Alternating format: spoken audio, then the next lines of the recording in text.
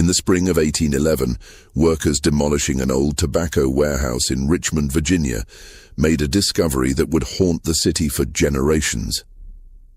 Hidden beneath rotting floorboards, they found 8 identical wooden boxes, each containing a man's wedding ring and a small vial of what appeared to be medicinal powder.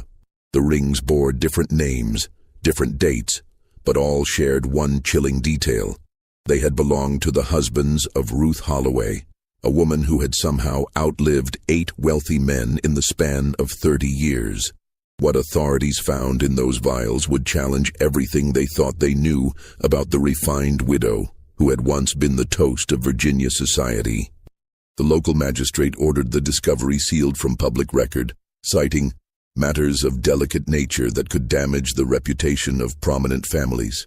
For over 2 centuries, this case has remained buried in the archives of the Virginia Historical Society, but tonight we're about to uncover the truth behind one of America's most methodical and terrifying killers.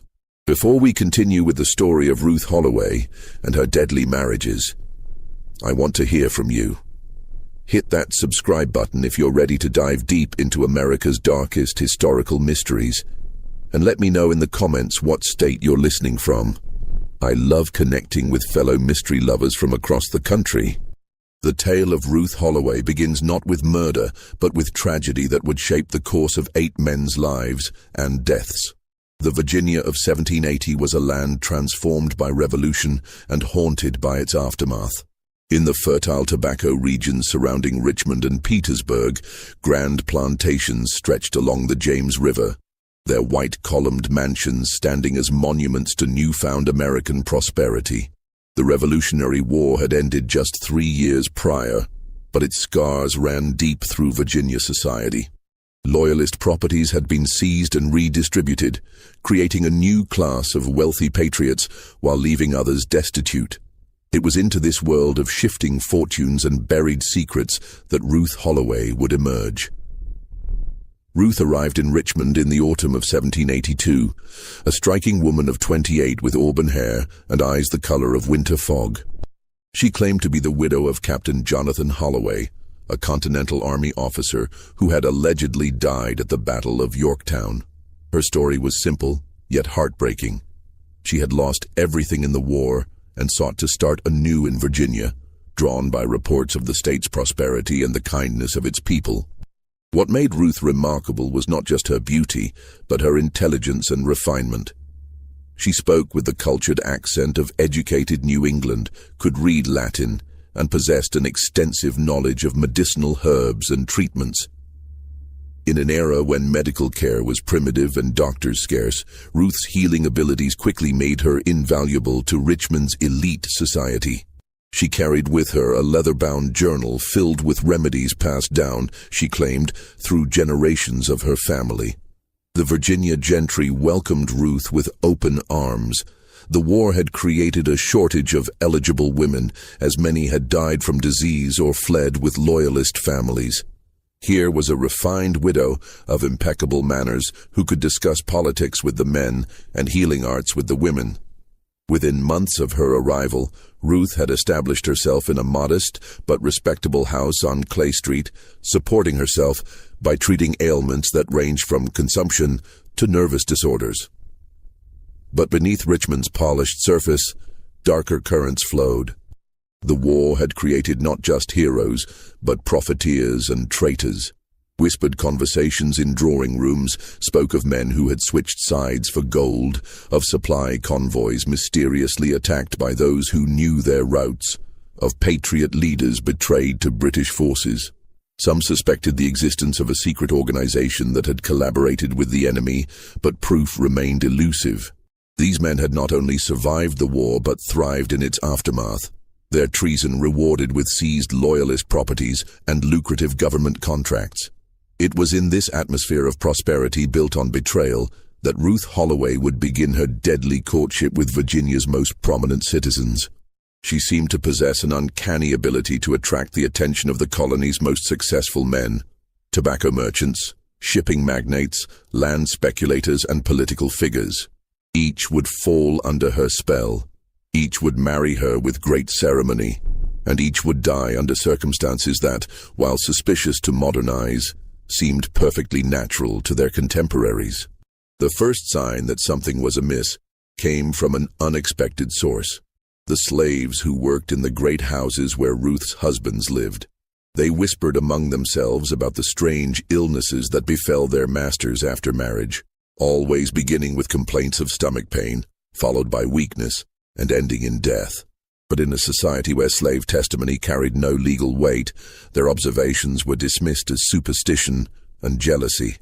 The first death occurred on a humid August night in 1783, less than 6 months after Ruth had married Colonel Edmund Fairfax, one of Richmond's most successful tobacco merchants.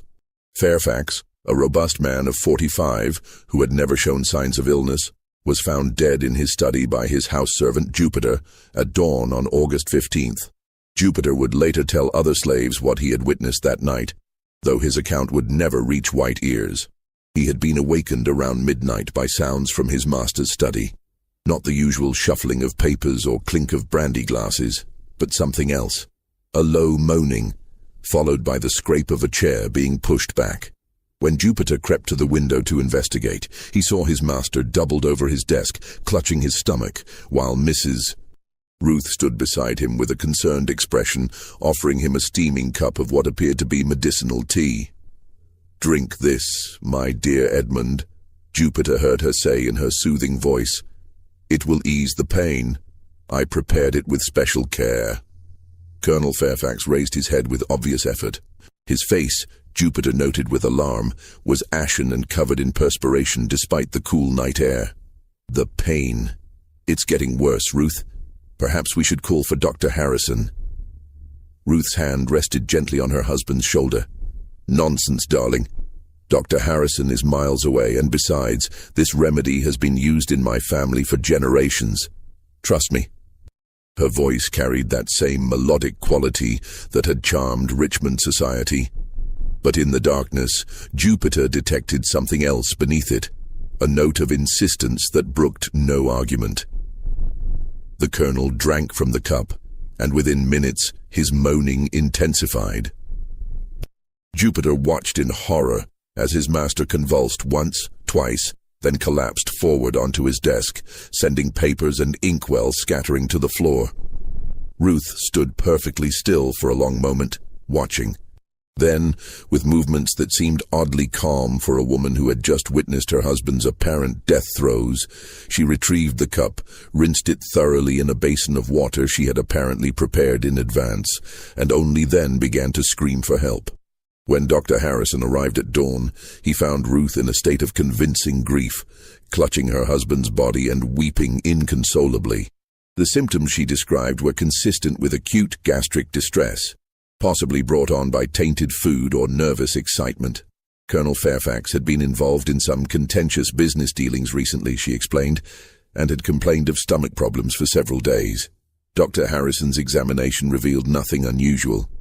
The colonel's body showed no signs of violence, and the gastric symptoms Ruth described were common enough in the Virginia climate, where spoiled food and impure water frequently caused similar ailments. He recorded the cause of death as acute gastric fever, and offered his condolences to the grieving widow. What Dr. Harrison didn't know, and what Ruth had counted on, was that the medicinal knowledge she claimed as family tradition actually came from a far more sinister source. During her journey to Virginia, Ruth had spent several weeks in Philadelphia, where she had developed an intimate relationship with the disgraced physician named Dr. Marcus Wainwright. Wainwright had been expelled from practice after experimenting with various plant extracts as means of causing untraceable deaths. His research, conducted in secret and never published, had identified several native plants that could produce symptoms mimicking common illnesses while leaving no trace in the body after death. Ruth had not only learned Wainwright's methods, but had improved upon them. She discovered that by combining small amounts of certain plant alkaloids with common medicinal herbs, she could create preparations that would ease genuine ailments when used in small doses, but prove fatal when administered in larger quantities or specific combinations. Her leather journal contained not family remedies, but carefully recorded formulas for murder disguised as medicine. The funeral of Colonel Fairfax was attended by the cream of Richmond society. Ruth played the role of grieving widow to perfection, fainting at the graveside and being supported by sympathetic friends. The Colonel's will, drawn up shortly after their marriage, left Ruth a substantial inheritance, including the house on Clay Street and a considerable sum in gold and land holdings. But Ruth's grief proved remarkably short-lived. Within 3 months of the funeral, she was seen accepting the attentions of another prominent gentleman, Captain William Randolph, a shipping magnate who had made his fortune running supplies to the Continental Army during the war. Those who remarked on the speed of her recovery were gently reminded that a woman alone in the world needed protection, and Captain Randolph was known to be a man of honor and substance. What none of Ruth's admirers suspected was that she had not chosen them at random. Each man she targeted shared a common secret. They had all been members of a clandestine organization that had provided intelligence to British forces during the war. Colonel Fairfax had been the group's treasurer, responsible for distributing British gold to American traitors. Ruth's seemingly chance arrival in Richmond and her subsequent romantic conquests were anything but coincidental. They were the opening moves in a game of revenge that would claim 8 lives before it was finished. Captain William Randolph's death, barely 8 months after his marriage to Ruth in January 1784, followed an eerily similar pattern. The robust sea captain, known for his iron constitution and ability to weather the worst storms along the Atlantic coast, succumbed to what Dr. Harrison diagnosed as bilious fever after 3 days of intense stomach pain and weakness. By now, Jupiter had been sold to another household, but the slave community maintained its own network of information. Word spread quickly about the strange coincidence of another of Mrs. Ruth's husbands dying of stomach ailments. Old Caesar, who worked in the Randolph household, reported similar observations to those Jupiter had made, his master falling ill after accepting medicinal tea from his wife. Ruth's unnaturally calm demeanor during the crisis, and her insistence that no other physician be called. But it was Caesar who made a discovery that would prove crucial to understanding Ruth's methods. While cleaning the captain's study after his death, Caesar found a small vial hidden behind a loose board in the wall. The vial contained a fine white powder that smelled faintly of almonds and bitter herbs. When he showed it to Jupiter during a chance meeting at the Richmond market, the older slave's face went pale. "Same thing I seen at Colonel Fairfax's house," Jupiter whispered, glancing around nervously. "Found one just like it in the kitchen after the master died. When I showed it to the cook, she made me throw it in the river and told me never to speak of it." The slaves began to keep their own careful records, passing information through their community network. They noted that Ruth always insisted on personally preparing her husband's medicines, that she kept her supplies locked in a special chest that she never allowed servants to handle, and that she had an unusual knowledge of plants that grew wild in the Virginia countryside. Most disturbing of all, they observed that Ruth would often take long walks alone in the forests surrounding Richmond, returning with baskets of what appeared to be common herbs, but which she guarded jealously. Meanwhile, Ruth's position in Richmond society grew stronger with each tragedy. Captain Randolph's will had left her even wealthier than before, and her reputation as a devoted wife who had suffered terrible losses earned her widespread sympathy. The leading families of Virginia competed to include her in their social circles, viewing her as both an object of pity and a desirable addition to their gatherings. Ruth's third husband was Judge Thomas Henley, a prominent member of the Virginia House of Delegates and one of the architects of the state's new legal system. Their courtship was brief but passionate, with the judge declaring that Ruth had restored his faith in love after the death of his first wife during the war. They married in June 1785, in a ceremony that was considered one of the social events of the season. Judge Henley survived exactly 7 months. His death in January 1786 was particularly shocking because it occurred during a dinner party at their home, with a dozen of Richmond's most prominent citizens as witnesses. Henley had been in excellent health and high spirits throughout the evening, regaling his guests with stories of the constitutional conventions and his hopes for Virginia's future. It was only after Ruth served him a special digestive tonic, prepared, she explained, according to a recipe her late mother had used for her father, that the judge began to show signs of distress. Dr.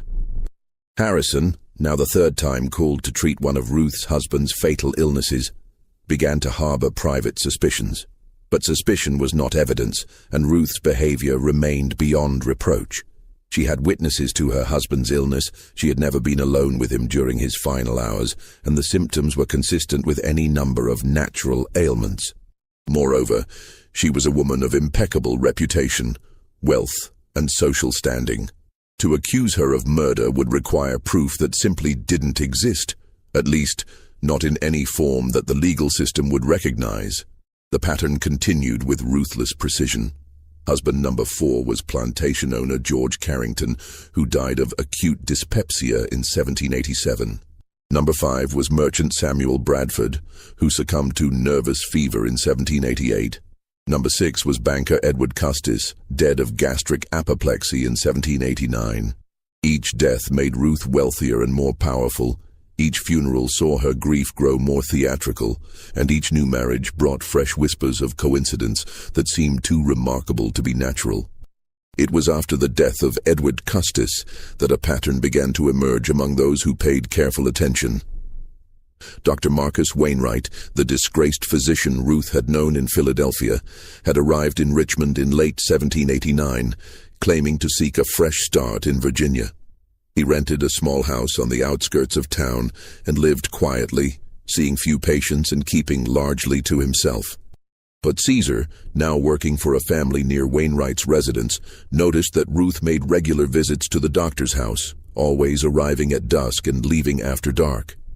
What Caesar couldn't know was that these visits were not social calls, but business meetings. Wainwright had discovered Ruth's true identity through his own sources and had come to Richmond not seeking redemption, but seeking profit. He knew what Ruth was doing and why, and he wanted his share of the wealth she was accumulating.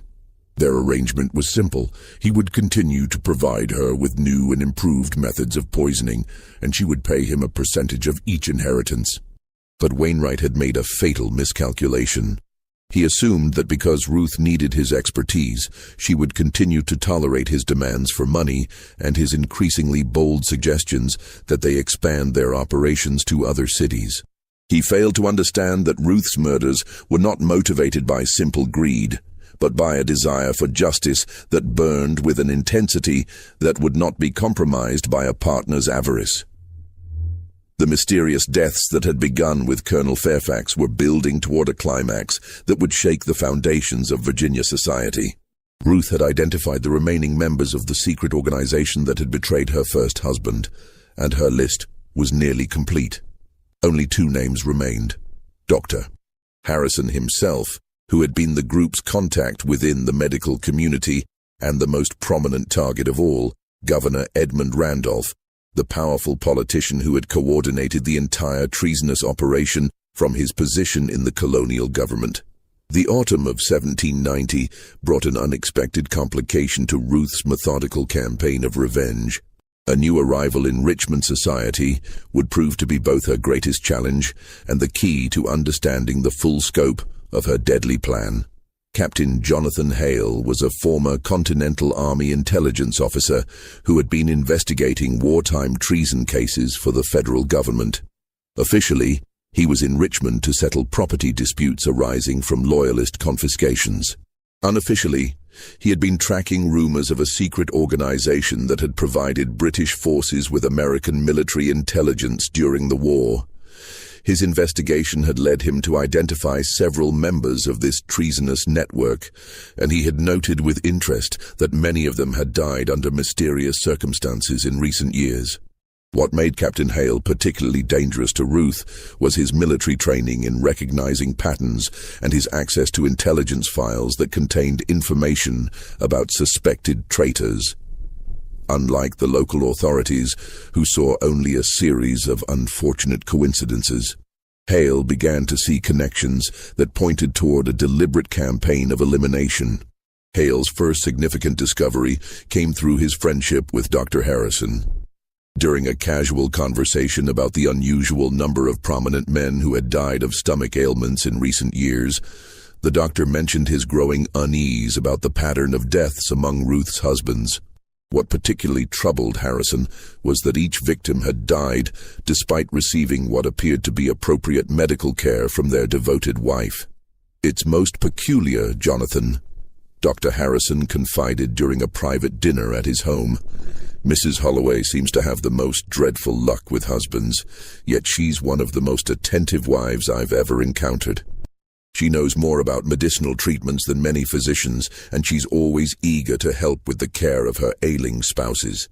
If I didn't know better, I'd swear she was trying to save them rather than—" He paused, unwilling to voice his suspicions aloud. Captain Hale leaned forward with interest. "Rather than what, Doctor?" Harrison shook his head. "Forgive me. I shouldn't speak ill of a woman who has suffered such terrible losses. It's just that in 30 years of practice, I've never seen such a concentrated series of similar deaths in one family." That night, Hale began his own investigation into Ruth Holloway's background. What he discovered sent chills down his spine. There was no record of Captain Jonathan Holloway in Continental Army files. No officer by that name had died at Yorktown or any other battle. The woman calling herself Ruth Holloway had appeared in Richmond with a completely fabricated identity, and her true origins remained a mystery. Meanwhile, Ruth had identified her seventh target, Merchant Prince Alexander Fitzhugh, one of the wealthiest men in Virginia and a secret member of the treasonous organization she was systematically destroying. Fitzhugh had made his fortune by providing British forces with information about American supply convoys, enabling enemy raids that had cost hundreds of Patriot lives. His betrayal had been particularly heinous because he had used his position as a supplier to the Continental Army to gather intelligence on American movements and weaknesses. Ruth's courtship of Fitzhugh began in the winter of 1790 and followed her established pattern. She presented herself as a lonely widow in need of companionship and protection, while gradually revealing her extensive knowledge of business and finance. Fitzhugh, a widower himself, was charmed by her combination of vulnerability and intelligence. Within 3 months he had proposed marriage, but this time Ruth faced unexpected scrutiny. Captain Hale had quietly alerted several prominent citizens to his suspicions about the mysterious widow, and word had begun to spread through Richmond's tight-knit elite society. When Fitzhugh announced his engagement to Ruth, several of his friends urged caution. "Alexander, surely you've noticed the peculiar pattern," warned tobacco magnate Robert Carter during a private meeting at the Richmond Club. 7 husbands, 7 mysterious deaths. Even if one accepts that Mrs. Holloway is simply unlucky in marriage, surely such a concentration of tragedy warrants some investigation. Fitzhugh's response revealed the power of Ruth's psychological manipulation. "Gentlemen, I understand your concern, but I must point out that your suspicions are based on nothing more than coincidence and gossip. Mrs. Holloway has been examined by the finest physicians and questioned by the most respected magistrates. She has been cleared of any wrongdoing repeatedly. Are we to condemn a woman simply because fate has dealt her a cruel hand?" What Fitzhugh didn't know was that Ruth had been carefully studying his own role in wartime treason through documents stolen from Dr. Marcus Wainwright's files. Wainwright, in his continuing attempts to blackmail Ruth into sharing more of her profits, had been conducting his own investigation into her targets. He had discovered that Ruth's victims were all connected by their membership in a secret society called the Covenant of Prosperity, which had coordinated intelligence sharing with British forces in exchange for post-war business advantages. The revelation that Wainwright knew about the Covenant convinced Ruth that her partner had become too dangerous to allow to live. On a cold February night in 1791, Dr. Marcus Wainwright was found dead in his home, apparently having consumed a fatal dose of his own experimental poisons. The magistrate's investigation concluded that the disgraced physician had taken his own life rather than face exposure of his illegal experiments. Ruth attended Wainwright's funeral with appropriate solemnity, but privately, she felt a sense of relief. The only person who could have connected her to a source of exotic poisons was now dead, and with his death, the last external threat to her mission had been eliminated. She was now free to complete her work without interference. Alexander Fitzhugh married Ruth Holloway on March 15, 1791, in a ceremony that was notably smaller and more subdued than her previous weddings. Captain Hale attended as a guest, watching Ruth carefully throughout the proceedings and noting her complete composure and apparent happiness. If she was indeed a serial killer, she was remarkably skilled at concealing her true nature. The marriage lasted 4 months. Alexander Fitzhugh died on July 20, 1791, after a brief illness that began with stomach pains and ended with complete systemic collapse. Dr. Harrison, now deeply suspicious but still lacking concrete evidence, performed the most thorough examination of his career.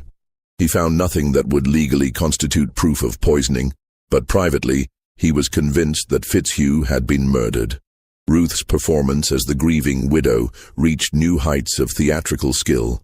She collapsed at the funeral, required smelling salts to revive her, and spent weeks in seclusion, apparently overcome by grief.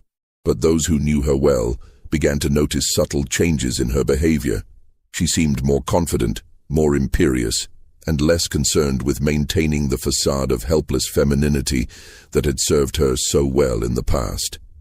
With Fitzhugh's death, Ruth had accumulated a fortune that made her one of the wealthiest women in Virginia. More importantly, she had eliminated 7 of the 8 members of the Covenant of Prosperity. Only one target remained: Dr. Harrison himself, the physician who had served as the organization's medical contact and who now posed the greatest threat to her continued freedom. But Ruth had not anticipated that Captain Hale's investigation would lead him to uncover her true identity and the real reason for her deadly campaign. In the files of a captured British intelligence officer, Hale had found references to an American spy network that included a woman identified only as the Widow. This mysterious figure had reportedly lost her husband to Patriot forces and had sworn revenge against those responsible for his death. Cross-referencing this information with military records, Hale made a shocking discovery. Captain Jonathan Holloway had indeed existed, but he had been a British spy operating under deep cover within the Continental Army. He had been captured and executed by American forces in 1779 after being betrayed by members of his own spy network, the same network that would later become the Covenant of Prosperity. Ruth Holloway was not seeking justice for Patriot betrayal. She was seeking revenge for the death of a traitor. Her husband had been a British agent, and his execution had been both legal and justified. The members of the Covenant had betrayed him not to the British, but to the Americans, seeking to eliminate a competitor who knew too much about their own treasonous activities. This revelation changed everything about the case, but it also made Ruth infinitely more dangerous. She was not a grieving Patriot widow seeking to punish traitors. She was a British loyalist executing American heroes who had helped win the war for independence. Her campaign of murder was not justice, but treason itself.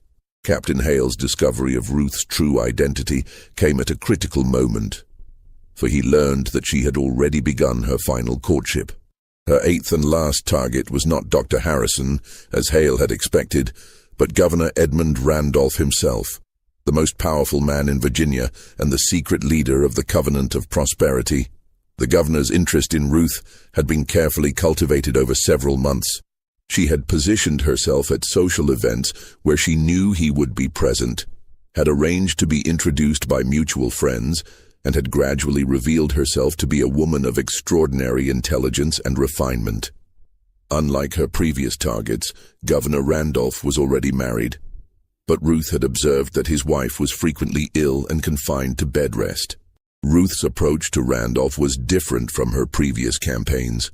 Rather than presenting herself as a vulnerable widow in need of protection, she portrayed herself as a woman of independent means who could be a valuable political ally. She demonstrated an impressive knowledge of Virginia politics and showed herself to be a shrewd judge of character and opportunity. In short, she made herself indispensable to a man whose ambitions extended far beyond the governor's mansion. What made this courtship particularly dangerous was that Governor Randolph was himself a man of considerable intelligence and experience. He had survived the treacherous currents of revolutionary politics, had helped draft the Constitution, and had built a network of allies and informants throughout Virginia and beyond. If anyone could recognize Ruth's true nature, it would be him. But Ruth had one crucial advantage. She knew exactly what kind of man Randolph was beneath his public persona, while he saw her only as she chose to present herself. Through her research into the Covenant of Prosperity, Ruth had learned that Randolph's treason during the war had been motivated not by ideology, but by pure ambition. He had provided British forces with intelligence because he believed the revolution would fail and wanted to position himself advantageously in the post-war world. When it became clear that the Americans would win, he had betrayed his British contacts to save his own reputation. In the spring of 1792, Governor Randolph's wife died of consumption after a long illness. Ruth attended the funeral and offered her condolences with perfect propriety. She then withdrew from social activities for several weeks, ostensibly to avoid any appearance of impropriety during the governor's period of mourning. During this interlude, Captain Hale made a desperate attempt to warn Governor Randolph about Ruth's deadly history. He requested a private meeting and laid out his evidence: the suspicious pattern of deaths, Ruth's fabricated identity, and the connection between her victims and wartime treason. But Hale's revelations had an unexpected effect on the governor.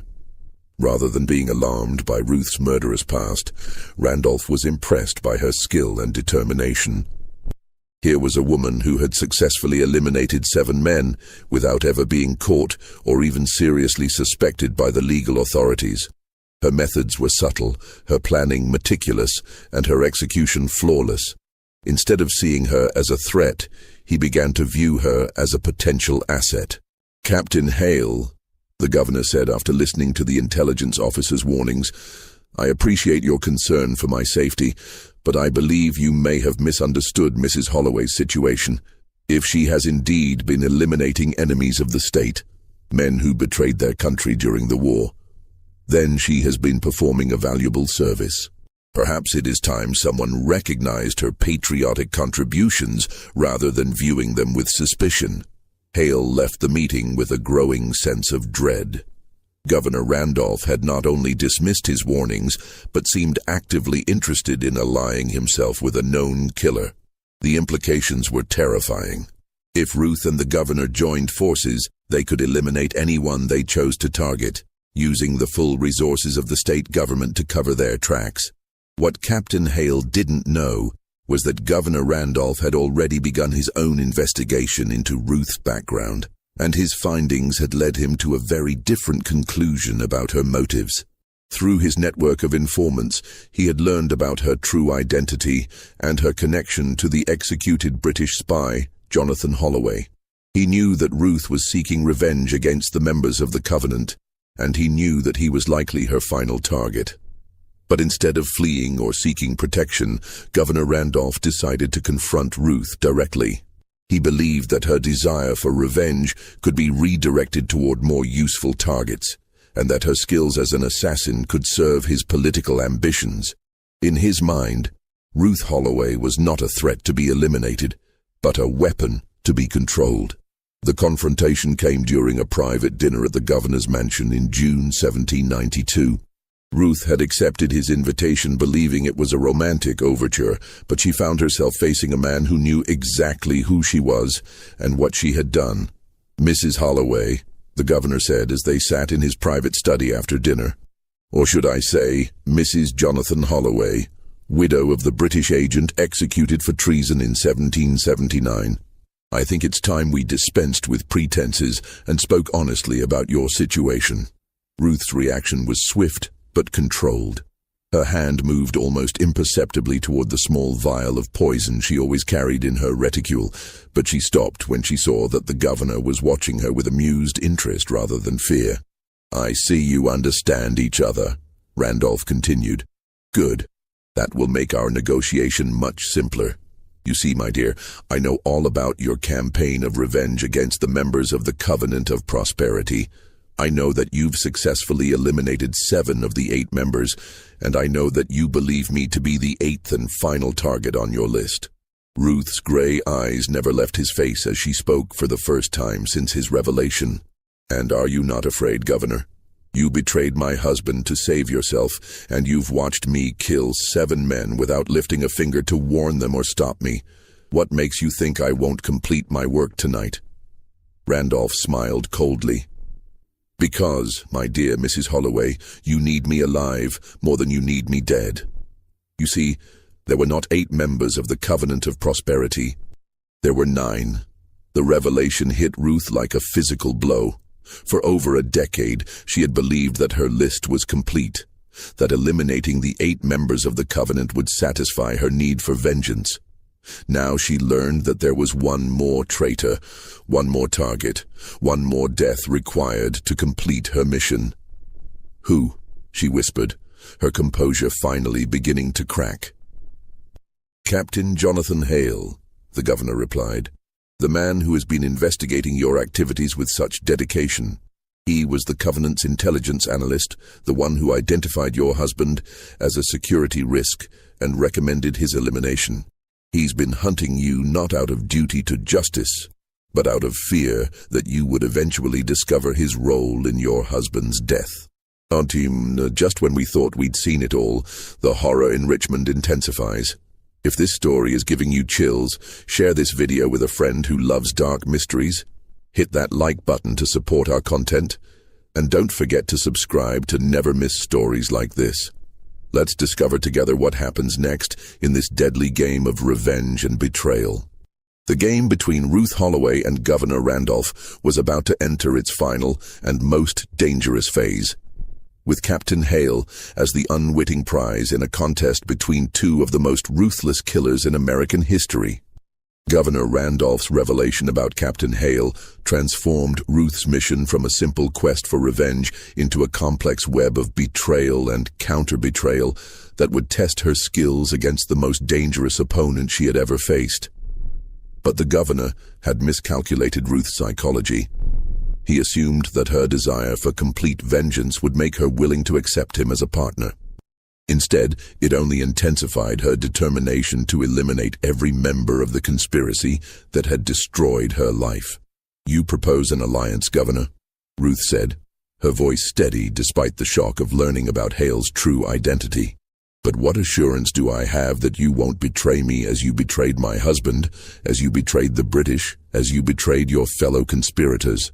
Randolph leaned back in his chair, studying Ruth with the calculating gaze of a man accustomed to measuring the worth and danger of potential allies and enemies. "Because, my dear, we each possess information that could destroy the other. You know about my wartime activities, and I know about your campaign of murder. We are bound together by mutual assured destruction." But Ruth had already made her decision. The conversation with Randolph had served its purpose. She now knew the identity of her 9th and final target, and she had confirmed that the governor was indeed as ruthless and immoral as she had suspected. There would be no alliance, no partnership, no shared future. There would only be death. What followed was a deadly game of cat and mouse that played out over several weeks in the summer of 1792. Ruth appeared to accept Randolph's proposal while secretly preparing to eliminate both him and Captain Hale.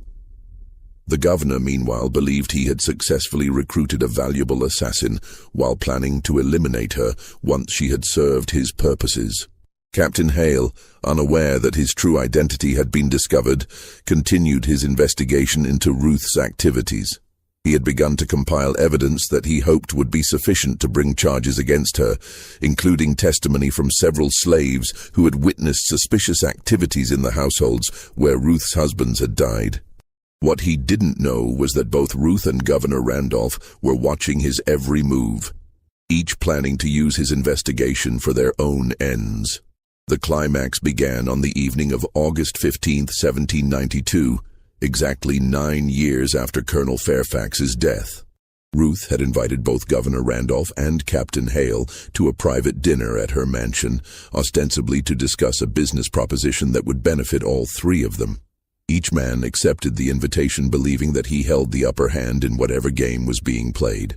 The dinner proceeded with perfect civility, with Ruth playing the gracious hostess and her two guests engaging in polite conversation about politics and business. But beneath the surface pleasantries, a deadly tension was building. Each person at the table knew more about the others than they were revealing, and each was waiting for the right moment to strike. Ruth had prepared her most sophisticated poisoning scheme yet, using a combination of techniques she had developed over her years of experience. Rather than relying on a single toxin, she had prepared multiple poisons that would work in combination to create untraceable deaths. The beauty of her plan was that each man would receive a different poison, making it appear that their deaths were unrelated coincidences rather than coordinated murders. For Governor Randolph, she had prepared a slow-acting compound derived from foxglove and hemlock that would simulate a heart attack, fitting for a man of his age and stressful position. The poison had been carefully measured and mixed into a special brandy she had imported from France specifically for the occasion. She would present it as a rare vintage, worthy of celebrating their new partnership. Captain Hale would receive a different fate entirely. Ruth had developed a particularly clever method for his elimination. A contact poison applied to the rim of his wineglass that would absorb through his skin and cause symptoms resembling apoplexy. The beauty of this approach was that death would not occur for several hours, allowing Hale to leave her home apparently healthy and die in his own quarters, removing any direct connection to the dinner party. But Ruth had not anticipated that Governor Randolph would arrive at the dinner already knowing about her plans. Through his network of servants and informants, he had learned about her recent activities: the purchasing of unusual herbs, the late-night visits to abandoned buildings where she prepared her compounds, and most damning of all, the discovery of her journal containing detailed records of all her previous murders. As the three sat down to dinner, Ruth noticed that Governor Randolph seemed unusually relaxed and confident, while Captain Hale appeared tense and distracted. She interpreted this as evidence that her deception was working. Randolph believed himself safe as her ally, while Hale was growing suspicious but didn't yet understand the full scope of his danger. The conversation during dinner revealed the complex psychological dynamics at play. Ruth spoke eloquently about the nature of justice and revenge, weaving philosophical observations into seemingly casual remarks. "I've always believed," she said while serving the main course, "that those who betray trust deserve to face the consequences of their actions, no matter how much time has passed." Governor Randolph nodded approvingly. "Indeed, Mrs. Holloway, justice delayed is not justice denied, particularly when the delay serves to make the eventual reckoning more complete." Captain Hale, increasingly uncomfortable with the direction of the conversation, attempted to steer the discussion towards safer topics. "Surely we can agree that revenge, however justified it might seem, is ultimately destructive to both the avenger and society as a whole. The rule of law exists precisely to prevent individuals from taking justice into their own hands." Ruth's smile was cold as she responded, "But Captain, what happens when the law itself has been corrupted by those who deserve punishment? What recourse remains for those who have been wronged when the very institutions meant to provide justice are controlled by the guilty?" It was at this moment that Captain Hale realized he was not merely a guest at this dinner, but a target. The philosophical discussion was not abstract. It was Ruth's way of explaining why she intended to kill him. His hand moved instinctively toward his coat, where he carried a pistol, but Governor Randolph's sharp glance warned him against any sudden movements. "Gentlemen," Ruth said, rising from her seat with graceful composure, I believe it's time we move to the library for brandy and honest conversation. I have something special I'd like to share with you both." As they moved to the library, each person was acutely aware that they were walking into the final confrontation of a deadly game that had been building for over a decade. Ruth had positioned herself between her two targets and the door, cutting off their most obvious escape route. Governor Randolph noted the strategic positioning, but remained confident in his ability to outmaneuver a woman he still viewed as a useful but ultimately expendable tool. Captain Hale, now certain of his danger, was calculating the odds of survival if he made a desperate attempt to fight his way out. The library where Ruth had chosen to stage her final scene was perfectly appointed for her purposes. Heavy curtains blocked the windows, muffling sound from the street. The servants had been dismissed for the evening, ensuring no witnesses to whatever was about to unfold. Most importantly, Ruth had prepared the room with everything she would need to dispose of two bodies and create convincing explanations for their deaths. "Now then," Ruth said as she moved to a sideboard laden with crystal decanters, "I promised you both honest conversation, and I intend to deliver. Governor Randolph, you believe you have successfully manipulated me into becoming your personal assassin. Captain Hale, you believe you have gathered enough evidence to bring charges against me for the murder of my 8 husbands. You are both correct in your assessments, and you are both fatally wrong in your assumptions about what I intend to do with this knowledge." She turned to face them, holding 2 glasses of what appeared to be expensive French brandy. "The truth is that neither of you will leave this room alive tonight. Governor Randolph, you will die because you were the leader of the conspiracy that murdered my husband. Captain Hale, you will die because you were the intelligence analyst who identified him as a security risk. Your deaths will complete my mission and provide me with the justice I have sought for 13 long years." Governor Randolph's composure finally cracked as he realized that his manipulation had failed completely. "Mrs. Holloway, I think you underestimate the consequences of murdering a sitting governor. My death will not go unnoticed or uninvestigated. You cannot simply add me to your list of victims and expect to escape scrutiny." Ruth's laugh was genuinely amused. "Governor, I have killed 8 prominent men without ever being seriously suspected of a crime. I have accumulated a fortune, established myself in the highest levels of society, and eliminated nearly all of my enemies while maintaining a reputation as a grieving widow deserving of sympathy and protection. What makes you think that killing you and Captain Hale will present any greater challenge?" Captain Hale, his military training finally overcoming his shock, made his move. Rather than attempting to flee or negotiate, he lunged toward Ruth, hoping to disarm her before she could administer whatever poison she had prepared. But Ruth had anticipated this possibility and was ready for him. As Hale charged toward her, Ruth threw the contents of 1 brandy glass directly into his face. The liquid contained not poison, but a powerful irritant derived from native Virginia plants that would cause temporary blindness and severe pain. As Hale stumbled backward, clawing at his burning eyes, Ruth drew a small pistol from beneath her shawl, a weapon she had taken from one of her previous victims and kept for emergencies.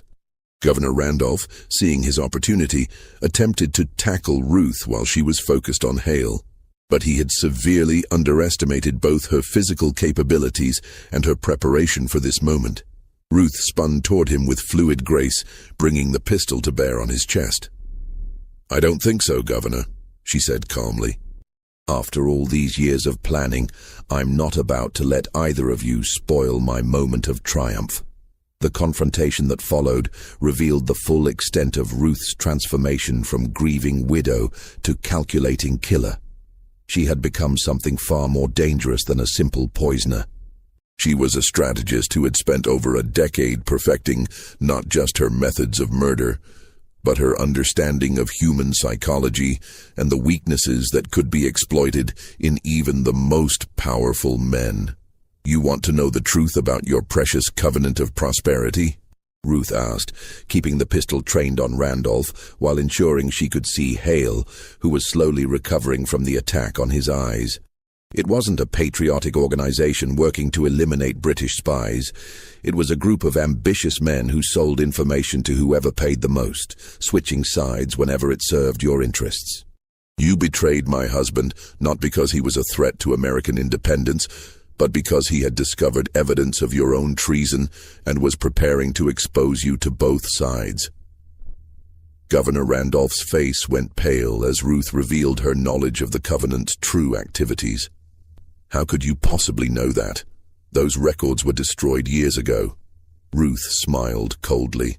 Governor, you made the mistake of assuming that a woman motivated by love and grief would be less thorough in her research than a man motivated by political ambition.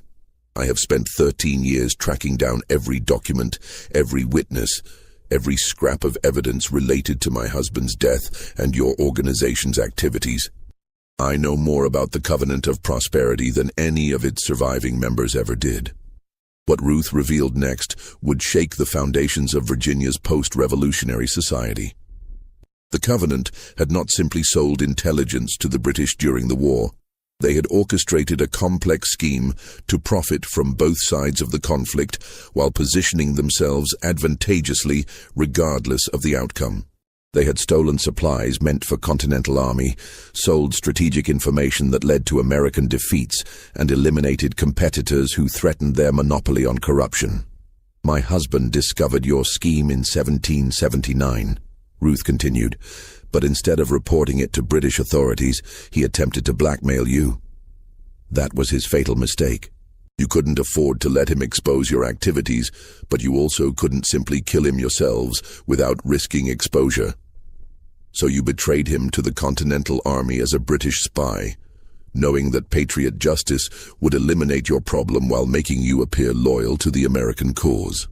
Captain Hale, his vision gradually clearing, finally understood the full scope of what had been happening around him for the past decade. "Dear God," he whispered, "you're not seeking justice for British loyalists. You're seeking revenge for the corruption that killed your husband." Ruth nodded approvingly. "Finally, Captain, you understand.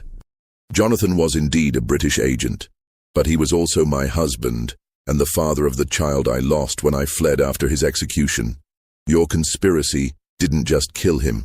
It destroyed everything I had built, everything I loved, everything that gave meaning to my life. You turned me into the weapon I have become." The psychological portrait that emerged during this confrontation revealed Ruth Holloway as something unprecedented in American criminal history. A woman who had systematically dismantled an entire conspiracy network through patience, intelligence, and an understanding of human nature that bordered on the supernatural. She had not simply killed her targets, she had studied them, understood their weaknesses, and used their own character flaws to orchestrate their destruction. Governor Randolph, in a desperate attempt to save his life, made one final offer. "Mrs. Holloway, if you spare me, I can give you something more valuable than revenge. I can give you power. With my political connections and your unique skills, we could control not just Virginia, but influence the entire federal government. Think of what we could accomplish together." Ruth's response revealed the depth of her commitment to her mission and her complete transformation from the vulnerable widow she had once appeared to be. "Governor, you still don't understand what drives me. This was never about power or wealth or position in society. This was about love. Love for a man you murdered, love for a life you destroyed, love for justice that your corrupt system could never provide. Power corrupts, as you have so thoroughly demonstrated. But love endures, and love demands satisfaction." Okay, the final moments of the confrontation unfolded with the precision and inevitability of a perfectly planned execution. Ruth had orchestrated every detail of this evening, not just to kill her final targets, but to ensure that their deaths would appear to be the result of their own actions rather than her intervention. The bodies of Governor Edmund Randolph and Captain Jonathan Hale were discovered the following morning by servants arriving to prepare the mansion for the day. The scene that greeted them appeared to tell a clear and tragic story. The two men had apparently engaged in a violent confrontation that had ended with both their deaths. Governor Randolph was found in the library with a bullet wound to the chest, Captain Hale's pistol clutched in his hand. Captain Hale lay nearby, apparently having succumbed to a combination of chemical burns to his face and a severe blow to the head from a heavy crystal decanter that lay shattered beside his body. The room showed signs of a desperate struggle, with furniture overturned and papers scattered across the floor. Ruth Holloway was discovered bound and gagged in a closet off the library, apparently having been imprisoned there during the confrontation between the two men. When released by the horrified servants, she collapsed in apparent shock and grief, unable for several minutes to coherently explain what had happened. When Dr. Harrison arrived to examine the bodies and interview Ruth, her account of the evening's events was both heartbreaking and convincing. She explained that Captain Hale had arrived at the dinner in an agitated state, making wild accusations about Governor Randolph's wartime activities and demanding that she provide testimony to support charges of treason. The governor had initially attempted to calm the situation, but when Hale produced documents that seemed to implicate Randolph in wartime corruption, the confrontation had escalated beyond control. They began shouting at each other. Ruth sobbed to Dr. Harrison. And then Captain Hale drew his pistol. The governor tried to take it away from him, and in the struggle it discharged.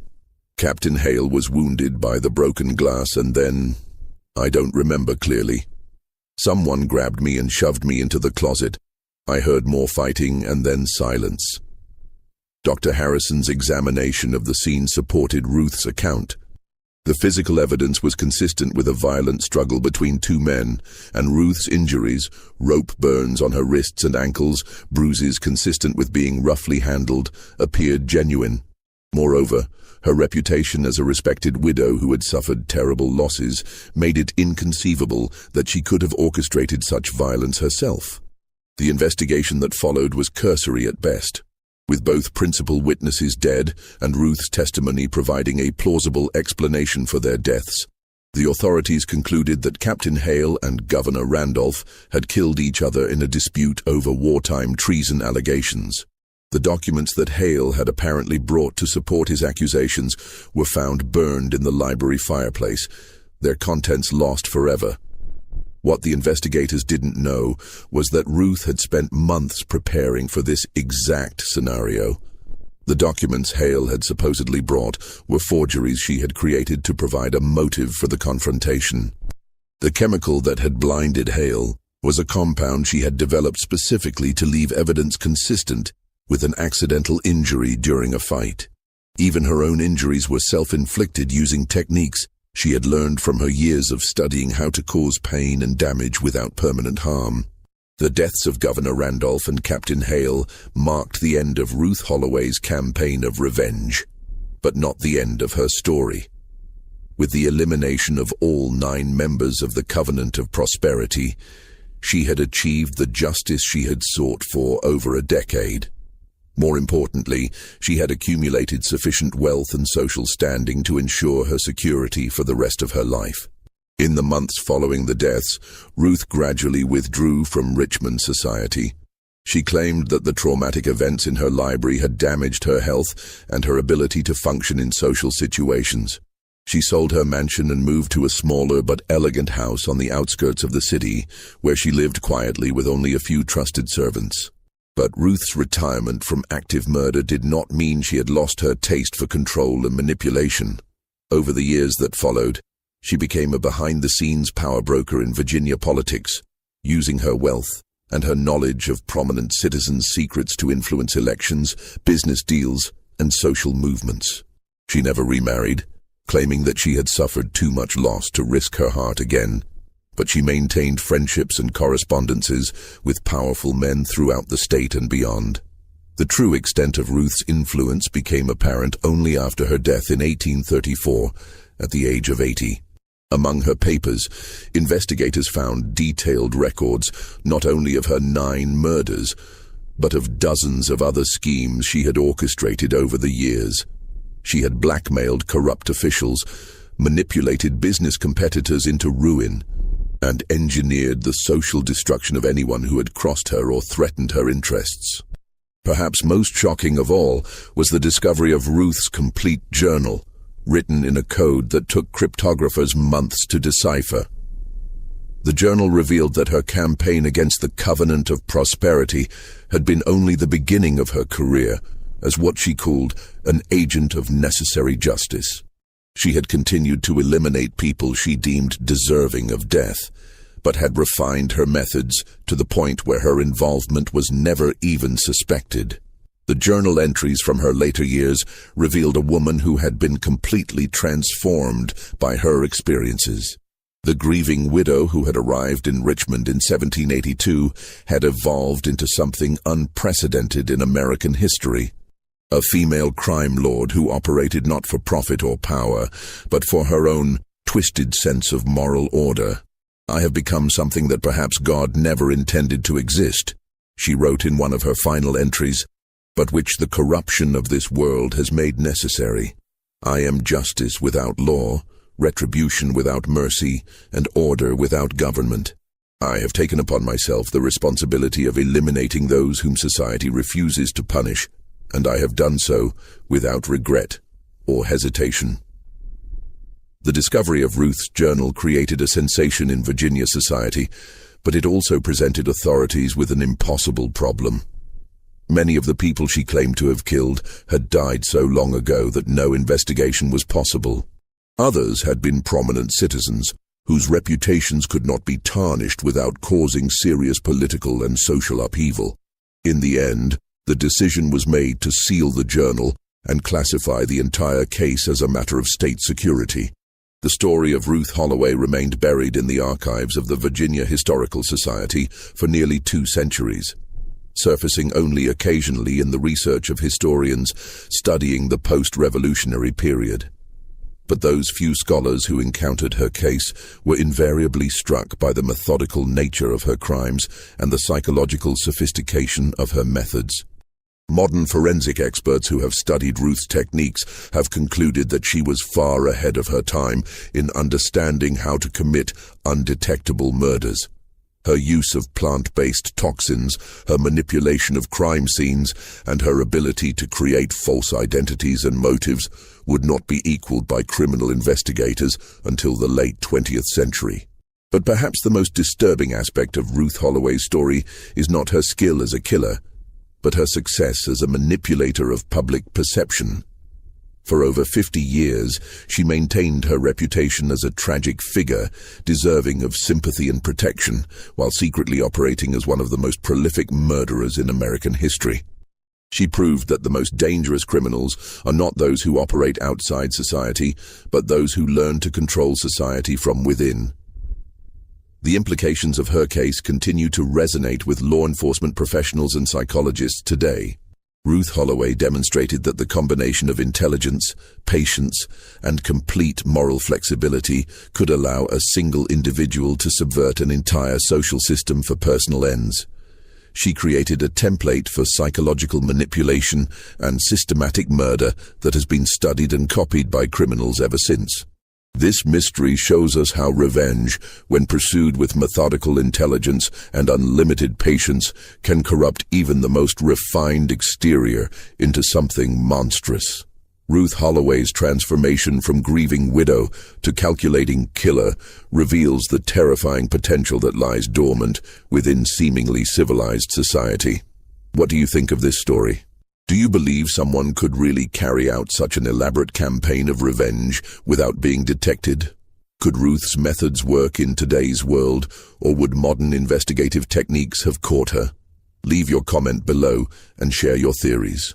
If you enjoyed this tale and want more historical horror stories like this, subscribe, hit the notification bell, and share with someone who loves dark mysteries.